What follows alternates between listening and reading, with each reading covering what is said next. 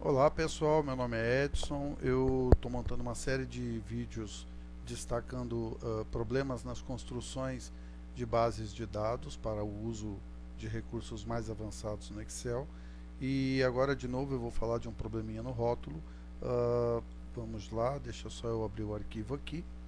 E o que eu quero que vocês reparem no caso desse arquivo é que o comprimento do rótulo, né, a largura do rótulo, às vezes ele é um pouco grande em relação ao conteúdo que vai ser digitado na determinada coluna.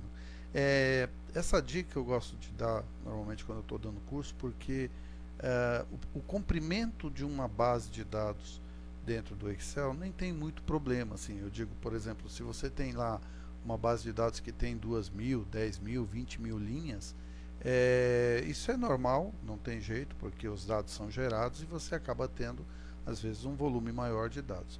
Mas o problema é a largura dessa base de dados em relação a, por exemplo, impressão.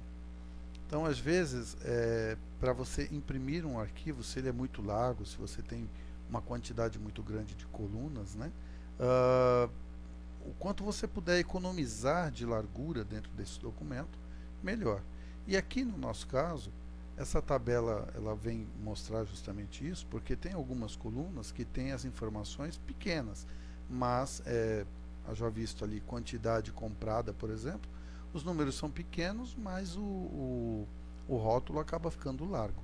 Então aqui de novo, aquela jogada de você usar a quebra de linha dentro do rótulo para facilitar essa economia de largura do documento. Então eu vou fazer basicamente a mesma coisa que eu fiz no vídeo anterior. Eu venho aqui e aumento a altura da linha. Vejam, eu aumento assim bastante para a gente ter uma visão mais clara de como a gente vai alinhar o texto dentro da célula. Depois a gente acerta a altura conforme for conveniente. Eu já vou selecionar aqui automaticamente todas as células dos rótulos e já vou lá em cima, dentro de página inicial, no grupo alinhamento, pegar a quebra de texto. Aparentemente não mudou nada, né?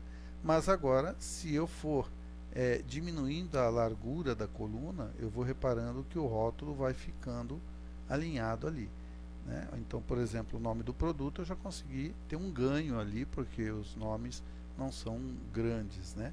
A data da compra também eu posso melhorar um pouco aqui a largura, né? Valor da compra, mesma coisa, né? Então vou jogar, por exemplo, compra embaixo. Quantidade comprada eu também posso diminuir. Eu tenho que tomar um cuidado quando eu ativo a quebra de linha, que é o fato de, se por um acaso eu espremer muito aqui, que nem quantidade, ele quebra a palavra, tá vendo? Então fica quantidade quebrada e comprada também. Então eu tenho um limite mínimo aqui que eu tenho que respeitar. Aqui, por exemplo, já está bom.